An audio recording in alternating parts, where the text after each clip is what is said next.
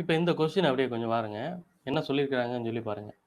Particle moves half the distance with velocity v0. Remaining part of the distance was covered with velocity v1 for half the time with velocity v2 and other half the time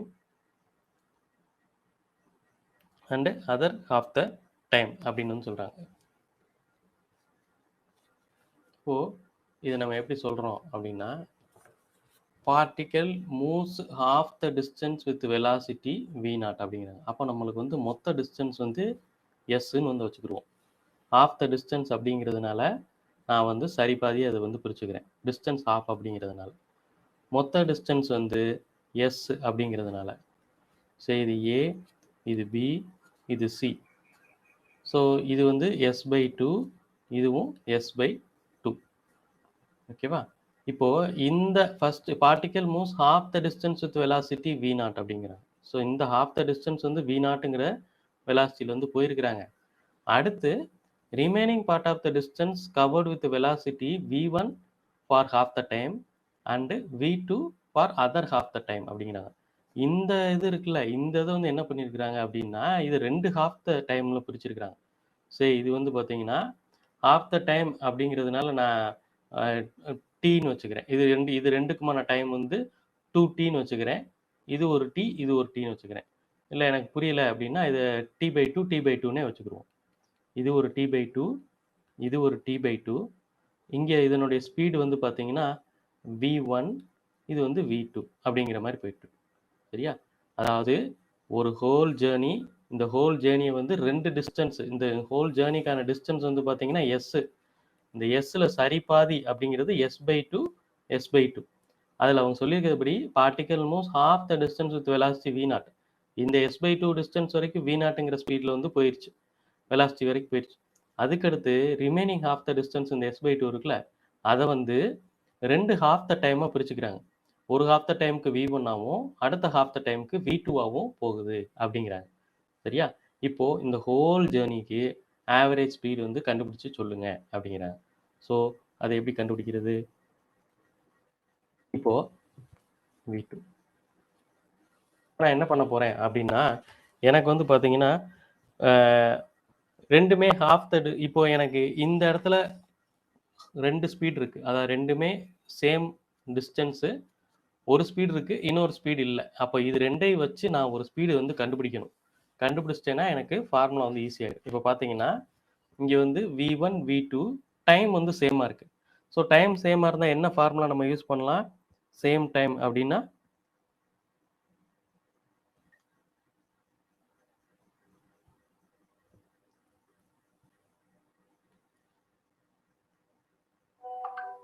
v1 plus v2 divided by 2. அப்போ இந்த data வச்சுக்கிட்டு இங்கே என்ன ஸ்பீடில் போயிட்டு இருக்கு அப்படின்னு பார்த்தேன்னா எனக்கு v1 plus v2 by 2, ஏன்னா சேம் டைம் அப்படிங்கிறதுனால எனக்கு இந்த ஃபார்முலா வந்து வந்துடும். ஸோ நான் என்ன பண்ணுறேன், இந்த ஸ்பீடை வந்து நான் மொத்தத்துக்கு இதை கால்குலேட் பண்ணால் எனக்கு வந்து v டேஷ்னு வர மாதிரி இருக்கும். இல்லாட்டி இதை எப்படியே வச்சுக்கிறேன். இப்போ பாருங்கள், எனக்கு 2 டிஸ்டன்ஸு சேம், இதுவும் இதுவும் சேம். 2 ஸ்பீடு வந்து கிடச்சிருக்கு. 2 டிஸ்டன்ஸு சேமு, 2 ஸ்பீடு இருக்குது. அப்போ ஃபார்முலா என்ன யூஸ் பண்ணலாம்?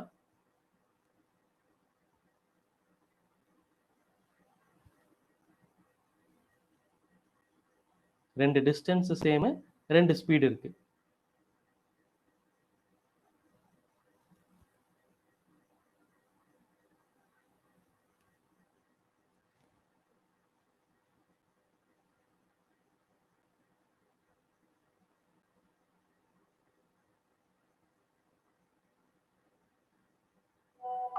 அவ்வளோதான். 2v1 v2 divided by v1 plus v2. அப்போ for whole journey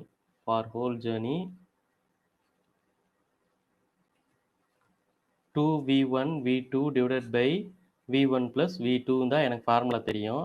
இங்கே v1ங்கிறதுக்கு பதிலாக v0ன்னு இருக்கு, v2ங்கிறதுக்கு பதிலாக இந்த டேர்ம் வந்து இருக்கு. ஸோ 2 into v1க்கு பதிலாக v0 அப்படின்னு சொல்லி எழுதுகிறேன்.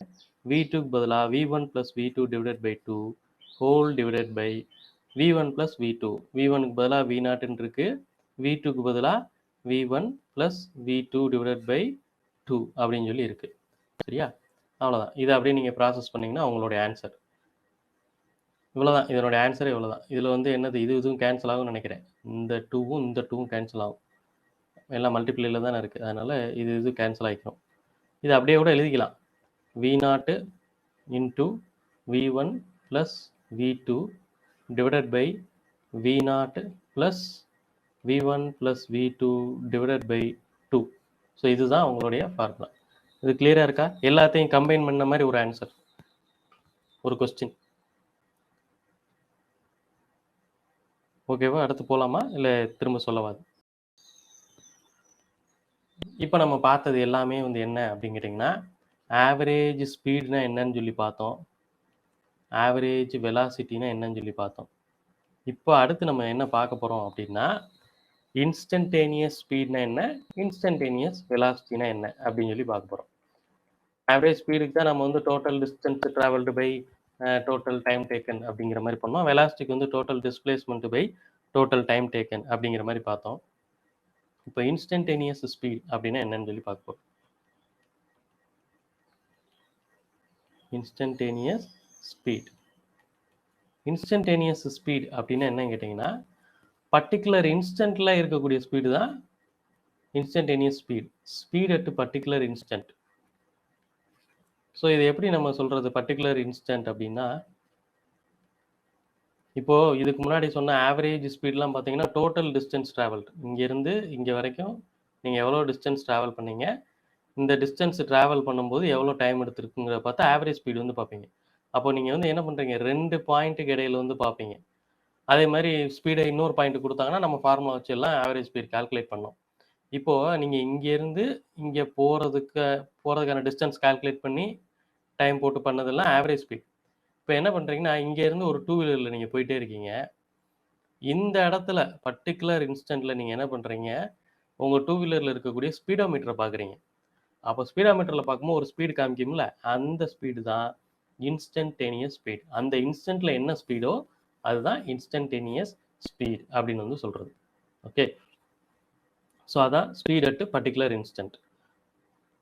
உங்கள் ஸ்பீடோமீட்டர் எந்த இதில் பார்க்குறீங்களோ அது வந்து இன்ஸ்டன்டேனியஸ் ஸ்பீட். இது ஒரு கொஸ்டினாகவே கேட்பாங்க. ஸ்பீடோமீட்டர் வந்து என்ன ஸ்பீடு வந்து நம்மளுக்கு காமிக்குது, instantaneous speedo, average speedo, total speedo அப்படிங்கிற மாதிரி ஆப்ஷன் வந்து இருக்கும். அதில் வந்து நீங்கள் இன்ஸ்டன்டேனியஸ் ஸ்பீட் அப்படின்னு சொல்லி சொல்லணும். சரியா? ஸோ ஜென்ரலாக நம்ம ஸ்பீடு அப்படின்னு சொன்னாலே அது வந்து இன்ஸ்டன்டேனியஸ் ஸ்பீடு, அதை தான் வந்து எல்லாரும் குறிப்பாங்க. ஆவரேஜ் ஸ்பீட்னா மென்ஷன் பண்ணுவாங்க, ஆவரேஜ் ஸ்பீட்னா என்ன அப்படின்னு சொல்லிட்டு. சரி, இந்த இன்ஸ்டன்டேனியஸ் ஸ்பீடு வந்து இப்போ நம்ம சொன்னது வந்து ஈஸி. நீங்கள் வந்து ஒரு 2 இடத்துல போகிறீங்க, உங்கள் மோட்டார் சைக்கிளில் வந்து ஒரு பர்டிகுலர் இடத்துல நீங்கள் பார்க்கும்போது உங்களுக்கு அந்த இடத்துல ஸ்பீடோமீட்டரில் பார்க்கும்போது உங்களுக்கு வந்து இன்ஸ்டன்டேனியஸ் ஸ்பீடு வந்து ப்ராக்டிக்கலாக தெரியுது. பட் இது எப்படி நம்ம தியரட்டிக்கலாக கால்குலேட் பண்ணுவோம் அப்படின்னா, ஆவரேஜ் ஸ்பீட்லேருந்து கால்குலேட் பண்ணுவோம். இப்போ நான் உங்களுக்கு ஒரு கிராஃப் வந்து வரைகிறேன். இந்த கிராஃப் வந்து பார்த்தீங்கன்னா,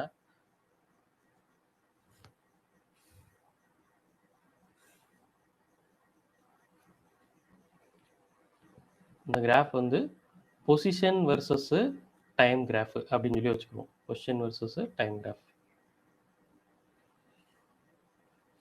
எக்ஸ் வெர்சஸ் டி அப்படின்னு வந்து சொல்கிறோம். எக்ஸ் வெர்சஸ் டி அப்படின்னா இங்கே இருக்கிறது வந்து பொசிஷன், இங்கே இருக்கிறது வந்து டைம். ஒரு பார்ட்டிகல் வந்து நகர்ந்துக்கிட்டே இருக்குது, அதை வந்து டயத்தை பொறுத்து எங்கெங்கெல்லாம் எப்படி எப்படியெல்லாம் நகருதுங்கிறத ஒரு கிராஃபாக வந்து நான் வந்து வரைஞ்சி வச்சுருக்கிறேன். பொசிஷன் வெர்சஸ் டைம் கிராஃப் அப்படின்னு சொல்லி எடுத்து வச்சுருக்கிறேன். இப்போது இதில் நான் உங்ககிட்ட வந்து என்ன சொல்கிறேன் அப்படின்னா, இதில் 2 பாயிண்ட், சே இந்த பாயிண்ட் வந்து பி அப்படின்னு ஒரு பாயிண்ட்னு வச்சுக்குவோம். இன்னொரு பாயிண்ட் வந்து கியூ அப்படின்னு ஒரு பாயிண்ட் வச்சுக்குவோம். இப்போது பிக்கும் கியூக்கும் இடையில ஆவரேஜ் ஸ்பீடு வந்து கண்டுபிடிக்கிறேன். பிக்கும் கியூக்கும் இடையில என்ன கண்டுபிடிக்கிறேன், ஆவரேஜ் ஸ்பீடு வந்து கண்டுபிடிக்கிறேன். எப்படி நான் இந்த கிராஃப் வச்சு கண்டுபிடிப்பேன். இப்போ நான் பண்ணுறது எல்லாமே கிராஃபிக்கல் மெத்தட். ஆவரேஜ் ஸ்பீடு வந்து எப்படி கண்டுபிடிக்கிறேன் அப்படின்னா, எனக்கு இதில் இருக்கிற பாயிண்ட்ஸை நோட் பண்ணிக்கிறேன். ஃபஸ்ட்டு கீழே என்ன இருக்கும் அப்படின்னு பார்த்தீங்கன்னா, T1 அப்படிங்கிற டைம் இருக்கும். கரஸ்பாண்டிங் பொசிஷன் வந்து x1. அதே மாதிரி இங்கே வந்து பார்த்தீங்கன்னா T2 கரஸ்பாண்டிங் பொசிஷன் வந்து பார்த்தீங்கன்னா x2 அப்படின்னு வந்து நம்ம சொல்லுவோம். ஓகே, இப்போது எனக்கு x2 மைனஸ் x1 போட்டேன்னா டிஸ்டன்ஸ் கிடச்சிட போகுது. T2 மைனஸ் T1 போட்டேன்னா எனக்கு டைம் வந்து கிடச்சிட போகுது. ஸோ ஆவரேஜ் ஸ்பீட் அப்படிங்கிறது வந்து நான் எப்படி கண்டுபிடிப்பேன்? x2 minus x1 divided by T2 minus T1 அப்படின்னு வந்து சொல்வேன். T2 மைனஸ் T1 இது ஒன்றுமே இல்லை, del X by del D அப்படின்னு சொல்லுவேன். அப்போது நான் ஆவரேஜ் ஸ்பீடு கண்டுபிடிக்கிறேன் அப்படின்னா நான் எப்படி சொல்லலாம்? Average speed is equal to del x divided by del D அப்படின்னு வந்து நம்ம சொல்லணும். So del x divided by del t அப்படிங்கிறது தான் ஆவரேஜ் ஸ்பீட் அப்படின்னு வந்து சொல்கிறது. இப்போது இந்த பிக்கும் இந்த கியூக்குங்கிற பாயிண்டில் நான் வந்து ஆவரேஜ் ஸ்பீட் 2 பாயிண்ட்டுங்கிறதுனால நான் ஆவரேஜ் ஸ்பீட் கண்டுபிடிக்கிறேன். அது வந்து del X by del t. Sometimes இது வந்து டெல் எஸ் பை டெல் டின்னு கூட சொல்லலாம். டிஸ்டன்ஸ் வந்து எஸ்லையும் சொல்லலாம். சரியா? இப்போது நான் என்ன பண்ணுறேன்னா, எனக்கு இந்த பாயிண்டில் ஒரு பர்டிகுலர் பாயிண்ட்டில் எனக்கு வந்து ஸ்பீடு வந்து தெரியணும். எந்த பாயிண்ட் அப்படின்னு கேட்டிங்கன்னா, இந்த பாயிண்டில் எனக்கு ஸ்பீடு வந்து என்ன அப்படிங்கிறது வந்து தெரியணும். அப்போ அந்த பாயிண்ட்ல ஒரு பாயிண்ட்ல கேட்டீங்கன்னா அது வந்து இன்ஸ்டன்டேனியஸ் ஸ்பீட். இப்போ பிக்கும் கியூக்கும் இடையில கண்டுபிடிச்சது வந்து ஆவரேஜ் ஸ்பீட். நான் இந்த இடத்துல வந்து இது என்னன்னு சொல்லிக்கலாம், பிக்யூ ஆர்னு வச்சுக்குவோம். ஆறுங்கிற இடத்துல கண்டுபிடிச்சேன்னா அது வந்து இன்ஸ்டன்டேனியஸ் ஸ்பீட் அப்படிங்கிறது வந்து அர்த்தம். இப்போ இதை நான் கண்டுபிடிக்கிறதுக்கு நான் எப்படி மெத்தட் ஃபாலோ பண்ணுறேன் அப்படின்னா, சும்மா கிராஃபிக்கலாக நான் சொல்கிறேன், நீங்கள் அண்டர்ஸ்டாண்ட் பண்ணலாம். நான் இந்த பிக்யூ இருக்குல்ல, இந்த பாயிண்ட்டை வந்து நான் என்ன பண்ணுறேன்னா கொஞ்சம் கம்மி பண்ணுறேன். அதாவது இப்படி கம்மி பண்ணுறேன். P1 Q1 அப்படின்ற கம்மி பண்ணுறேன். அப்போ என்ன ஆகும்? இங்கே வந்து T1 டேஷ், இது வந்து T2 டேஷ் அப்படின்னு சொல்லி வரும். அதே மாதிரி corresponding X1 dash X2 dash வந்து வரும். அதுக்கடுத்து இன்னும் கொஞ்சம் கம்மி பண்ணுறேன். இன்னும் கொஞ்சம் கம்மி பண்ணும்போது T1 double dash T2 double dash X1 double dash X2 double dash அப்படின்னு சொல்லி வரும். அப்போ நான் என்ன பண்ணிகிட்டே வர்றேன் அப்படின்னு பார்த்தீங்கன்னா, இந்த பாயிண்ட்ஸ் ரெண்டையும் நான் சுருக்கிட்டே வரேன். இந்த பாயிண்ட்ஸ் ரெண்டையும் நான் சுருக்கிட்டே வர்றேன் அப்படின்னா என்னன்னா, இந்த ஆவரேஜ் ஸ்பீடை வந்து நான் இன்ஸ்டன்டேனியஸ் ஸ்பீடாக மாற்றுறேன்னு அர்த்தம். இந்த time difference T2 minus T1 இருக்குல்ல, இதை வந்து நான் என்ன பண்ணுறேன்னா சுருக்கிட்டே வந்து இதை 0 ஆக்குறேன். இது ரெண்டுக்குமான டிஃபரன்ஸ் வந்து இந்த பாயிண்ட்ல வந்து 0 ஆயிடும். குறைச்சிக்கிட்டே வந்தோம்னா நல்லா 0 ஆயிடும். அப்போது அப்படி நான் 0க்கு கொண்டு வந்தேன்னா எனக்கு இன்ஸ்டன்டேனியஸ் ஸ்பீடு வந்து கிடச்சிரும். ஸோ இது வந்து கிராஃபிக்கலாக பண்ணக்கூடியது. இதை மேத்தமேட்டிக்கலாக எப்படி பண்ணுவாங்க அப்படின்னா, instantaneous speed is equal to instantaneous speed is equal to இந்த ஆவரேஜ் ஸ்பீட் இருக்குல்ல, ஆவரேஜ் ஸ்பீடில் நம்ம என்ன பண்ணுறோம்? டெல் டியை வந்து 0 கொண்டு வரோம். அதாவது டைம் டிஃபரன்ஸ் வந்து 0 கொண்டு வரோம். அதனால நான் வந்து எப்படி போடுறேன்?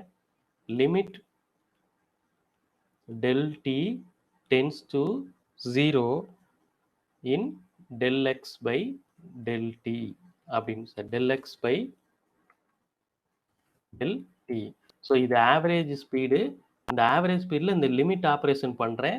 இந்த லிமிட் ஆப்ரேஷன் பண்ணால் எனக்கு இன்ஸ்டன்டேனியஸ் ஸ்பீடு வந்து கிடச்சிரும் அப்படின்னு வந்து சொல்கிறோம்.